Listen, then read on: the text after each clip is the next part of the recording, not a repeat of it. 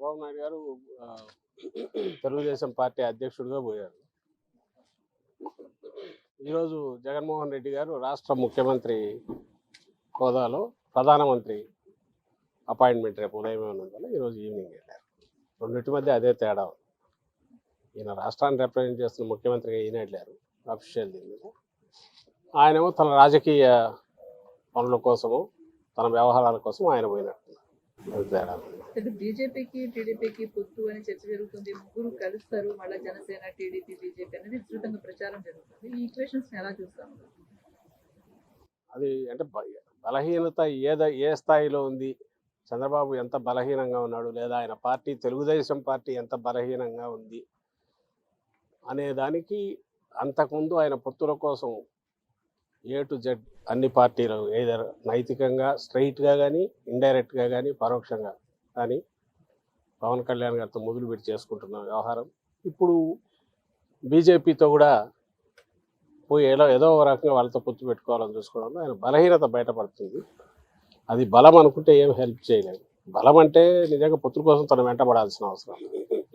ఓ బలహీనమైన స్థానం నుంచి ఓ వెంటిలేటర్ మీద ఉన్న పార్టీ బింకంగా ప్రజల దృష్టిలో ఓ బలమైన దీనిగా కనపడడం కోసం చేస్తున్న డెస్పరేట్ అంటే నిస్పృహతో కూడిన ఒక ప్రయత్నంగా కనిపిస్తుంది చంద్రబాబు నాయుడు చేస్తున్నారు.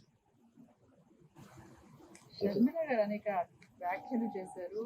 బిఎస్సి 6,000 పోస్ట్ చేయడం, నిరుద్యోగుల్ని మోసం చేయడమని, అదేవిధంగా స్పెషల్ స్టేటస్ సంబంధించి పోరాడట్లేదని విమర్శలు చేస్తారు. ఎలా చూస్తున్నారు కాంగ్రెస్ చేస్తున్నారు? టీడీపీ ఆఫీస్లో చంద్రబాబు నాయుడు స్క్రిప్ట్ ఏది ఉందో అది ఆమె చదువుతున్నారు. దానికి ఒక ప్రత్యేకమైన ఇది, ఎందుకంటే ఈ రాష్ట్రంలో ఆమె ఉన్నది లేదు, సమస్యలను ఆకలింపు చేసుకున్నది లేదు. 10 రోజులు 15 రోజుల క్రితము ఇక్కడ అడుగు పెట్టిన రోజు నుంచి చంద్రబాబు నాయుడు కానీ పవన్ కళ్యాణ్ కానీ ఏం మాట్లాడుతున్నారు అదే మాటలు ఇంకొంచెం అగ్రెసివ్గా మాట్లాడడం అనేది ప్రాక్టీస్ చేసినట్టున్నారు. అదే చేస్తున్నారు. దానికి ఏమి విమర్శ అంటే చంద్రబాబు నాయుడు ఏం మాట్లాడిస్తున్నాడు అవి మాట్లాడుతున్నారు. దానికి ప్రత్యేకంగా సపరేట్గా ఇచ్చేయాల్సిన రిప్లై ఇవ్వాల్సిన అవసరం ఉందని కూడా అనుకోవట్లేదు. ఎందుకంటే కాంగ్రెస్ పార్టీగా కాంగ్రెస్ ఉనికి లేదు. ఆమెకు సంబంధించినంత వరకు ఒక అద్దె మైక్ లాగా ఇక్కడ వచ్చి షర్మిలమ్మ గారు మాట్లాడుతున్నారు. అది చంద్రబాబు నాయుడు ఏమనాలనుకుంటున్నాడో అవన్నీ ఆమె గొంతులో వచ్చి వస్తున్నాయి. దానికి ఏదైనా ఇస్తే ఆయనకు రిప్లై ఇవ్వడం ఇస్తున్న దాంట్లోనే దీనికి సమాధానం ఉంటుంది. చంద్రబాబు నాయుడు ఇస్తున్నారు. ఇండియా టుడే సర్వేకి వచ్చే క్రితం రిలీజ్ అయింది. 17 ఎంపీ సీట్లు టీడీపీకి, 8 మాత్రం మీ పార్టీకి వస్తాయని చెప్పి ఒక సర్వే ఏం చెప్తారు? అది సీ ఓటర్ అనే సంస్థ చేస్తుంది. ఆ సంస్థ గతంలో కూడా 2019లో కూడా ఐ థింక్ మార్చిలో చేసిన దాంట్లో 35% ఓటు మాకు, 41-42% టీడీపీకి ఇచ్చినట్టు గుర్తున్నాం. అలాగే 15 సీట్లు టీడీపీకి, 10 సీట్లు మాకు ఇచ్చినట్టు గుర్తు. ఇంకొక అడుగు ముందుకేసి ఎగ్జిట్ పోల్ అంటే అది ఫైనల్ ఇదేయాక ఆ రోజు ఇచ్చిన దాంట్లో మాకు 11, టీడీపీకి 14 ఇచ్చినట్టు నాకు గుర్తు. ఇంకా దాని విశ్వసనీయత, ఎందుకంటే రిజల్ట్ ఏంటనే అందరికీ తెలిసిందే. 22 మాకు వచ్చాయి, 3 టీడీపీకి వచ్చాయి ఆ రోజు. అలాగే ఓట్ పర్సెంటేజ్ మాకు వచ్చింది 50%, 49.50% మాకు వచ్చింది. వాళ్లకు ఐ థింక్ 7 or 8% తేడా ఉంటుంది. గుర్తులేదు. అంటే దట్ ఈస్ వాళ్ళ క్రెడిబిలిటీ ఏది అనేది అక్కడే ఇదవుతుంది. రెండవది, అలా అంటే మీరు అనొచ్చు మరి మిగిలిన సర్వేలు మీకు అనుకూలంగా ఉంటే ఇదవుతున్నారు. అల్టిమేట్గా ఎంత కాన్ఫిడెంట్గా మేము మూవ్ అవుతున్నాము, జగన్మోహన్ రెడ్డి గారు మూవ్ అవుతున్నారు, ఎంత డెస్పరేట్గా చంద్రబాబు నాయుడు లేదా టీడీపీ మూవ్ అవుతుంది, అందరినీ కలిపి కట్టుకొని ఈ పక్క నుంచి ఆ పక్క వరకు నేను ఇంతకుముందు డైరెక్ట్ ఇండైరెక్ట్గా ప్రజల ముందుకు పొత్తులతో పోయి ఓ ప్రజెంట్ చేసి ఒక యూనిఫైడ్ దీని కింద 4 ఓట్లు దండుకోవాలనే ప్రయత్నం అదెట్లా చేస్తుంది. సోలోగా సింగిల్ హ్యాండెడ్గా ఈ 5 ఏళ్లలో మేము చేసిన పనులు ఇవి అని చెప్తూ ప్రజల బ్లెస్సింగ్స్ కోరడానికి మేమంత కాన్ఫిడెంట్గా పోతున్నాం. ఈ 2 మెయిన్ చూస్తే మీకు ఈ సర్వేలు వీటి నుంచి పెద్ద పట్టించుకోవాల్సిన అవసరం ఉంటుంది. నేను అనుకుంటున్నాను reality is only one thing. రాష్ట్ర ప్రజల ముందు చాలా లిమిటెడ్ ఆప్షన్ ఉంది. ఒకటే, జగన్మోహన్ రెడ్డి గారు కావాలన్నా, చంద్రబాబు నాయుడు గారు కావాలన్నా నెక్స్ట్ సీఎం, వైఎస్ఆర్సీపీ కావాలన్నా, టీడీపీ కావాలన్నా. 14-19 మధ్య టీడీపీ పాలన చూశారు, చంద్రబాబు నాయుడు గారి పాలన చూశారు. 19-24 మధ్య అంటే ఇప్పటికీ జగన్మోహన్ రెడ్డి గారి పాలన, వైఎస్ఆర్సీపీ పాలన చూస్తున్నారు. వాళ్ళు బేరీజు వేసుకోగలరు, ఇవ్వగలరు. మనం పైన ఎంత డస్ట్ దుమ్ము లేపినా, ఎన్ని పొరలు గమ్మినా, ఆఖరికి రియాలిటీ అది. దాన్ని దృష్టిలో పెట్టుకొని ప్రజలు రేపు వ్యవహరిస్తారని, ఓటు వేస్తారని, చేసిన పనులే మాకు ఆ బ్లెస్సింగ్స్ ఇప్పిస్తాయని మా నమ్మకం. బీజేపీ నాని తిట్టిన చంద్రబాబు మళ్ళీ పోయి బీజేపీ నేతలు కలవడానికి అది ఆయన ఆన్సర్ ఇవ్వాలి. పైగా ఈయన డెస్పరేట్గా పోయి వాళ్ళు ఈయన పొత్తు కోసం వెంపర్లాడుతున్నట్టు బిల్డప్ వాళ్ళ పత్రికల్లో. వీళ్ళు పెద్ద ఇష్టపడట్లేదు పాపం, వాళ్ళకు భాష రాక కాబట్టి ఢిల్లీలో అమిత్ షాకు వాళ్ళకి అర్థం కాదేమో.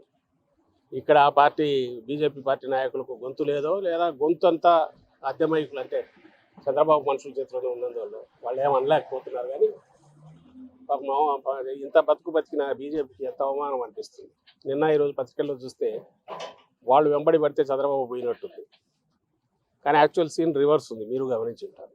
ఆయన నిన్న హడావుడిగా పోయినాడు, అక్కడే ఉన్నట్టున్నాడుగా, ఎవరెవరితో మంతనాలు జరుపుతున్నాడు. సరే, ఆ వ్యవహారాలు ఎట్టపోతే మేమనేది మాకు కనపడుతున్నది ఒక్కటే, ఆయన ఏది పెట్టుకున్నా ఆఖరికి వచ్చేసరికి ఫ్రంట్ ఫేస్ చంద్రబాబు నాయుడుతో కనపడుతుంటాడు. రేపు ముఖ్యమంత్రిగా ఈయన వస్తే ఎట్లుంటుంది అనేది గతంలోనే వరుసగా జరిగిన అనుభవాలు ఉన్నాయి కాబట్టి ప్రజల ముందు ఆ పప్పులు ఉడకవని మేము భావిస్తాం. సార్, తెలంగాణలో కాంగ్రెస్ పార్టీ కూలిపోతున్నట్టు మన రాజ్యసభలో జీసీ వ్యాఖ్యల్ని అక్కడ కొంతమంది కేసులో పెడుతున్నారు. కేసీఆర్కి జగన్ ఉన్న అంతర్ బంధం బయటపడుతుందనే ఒక కామెంట్ ఆ పార్టీ దానికి దీనికి ఏం సంబంధం? కాంగ్రెస్ పార్టీ దానికి ఉన్న స్థానం ఎంతో దానికి ఏదో ఆయన చెప్పే ప్రయత్నం చేశారు. దాంట్లో వాళ్ళు ఎక్కడ పెట్టినా వాళ్ళ బతుకంతా కూడా ఎంతసేపు డివైడ్ అండ్ రూల్లో ఉంటుంది, లేదా అక్కడ కాకపోతే ఇంకో దగ్గర ఇక్కడ వచ్చి వాళ్ళు చేస్తుంటారు. ఇవన్నీ చూశాక వచ్చిన రియాక్షన్ అది. దాని మీద వాళ్ళు ఏదో రియాక్ట్ దాని గురించి కావాల్సిన అవసరం. తెలంగాణకు సంబంధించినంత వరకు అది ఎంతకుముందు టీఆర్ఎస్ ఉన్నా, ఇప్పుడు ఈరోజు కాంగ్రెస్ ఉన్నా, that is irrelevant. That is relevant rather to only own extent. మనకు రిలేటెడ్ ఇంటర్ స్టేట్కి సంబంధించి ఏదైనా వస్తే అఫిషియల్గా డీల్ చేస్తాం. అంతకుమించి ఆ స్టేట్ వ్యవహారాలు ఏ స్టేట్, ఈ స్టేట్ వ్యవహారాలు ఈ state.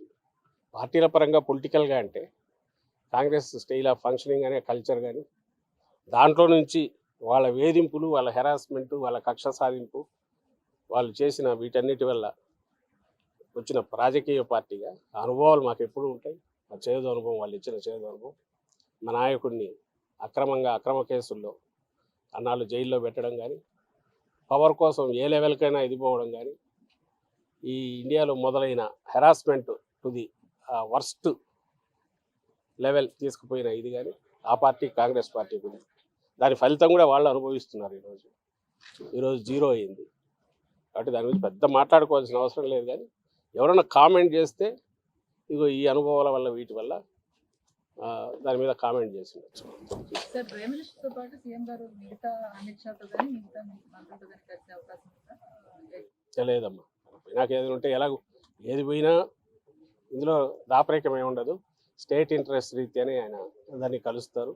Government to government relation మాత్రమే మా మధ్య ఉంటుంది. ప్రాజెక్ట్ రిలేటెడ్ మిగిలిన మినిస్టర్లు వాళ్ళు ఉంటే ఇరిగేషన్ రిలేటెడ్ కానీ, ఫైనాన్స్ రిలేటెడ్ కానీ కలవచ్చేమో తెలియదు. అపాయింట్మెంట్ అయితే పీఎం గారు దీని కాబట్టి ఆయన కలవడానికి రాజ్యసభకు సంబంధించి దాదాపు